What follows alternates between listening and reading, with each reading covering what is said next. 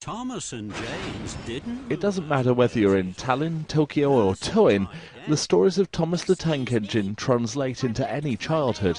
He's one of the most loved, most watched characters in fiction.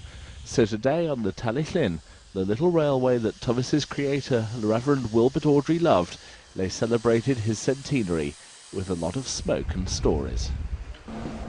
No whistle, no green flag. Beep, beep, whistle Edward, where is that guard?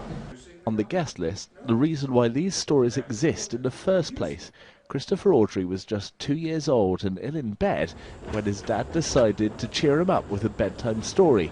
The rest is publishing history.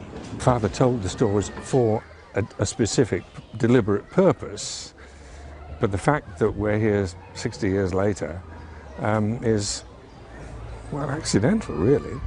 This is probably a very daft question to ask, but can you remember that first bedtime story, the first person in the world to hear the Thomas the Tank Engine? Very short answer, no.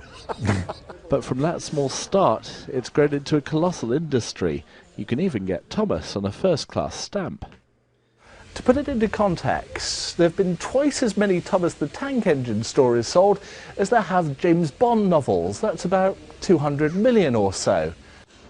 The family connection with the Talyllyn's existed for 60 years. The Reverend spent family holidays working here as a volunteer, and inevitably the railway even ended up in the stories. In his will he left us his study, or the contents of his study, which has been recreated in the museum.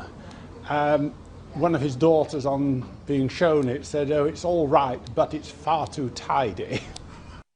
In many ways, Thomas saved a lot of these locomotives from the breaker's yard. How many children turn up at the Talyllyn to see Thomas and friends? This is introduction to trains, isn't it? And those little engines will go on appealing to generations who never even heard the last echoes of the age of steam. Rob Shelley, Wales Tonight, Towyn.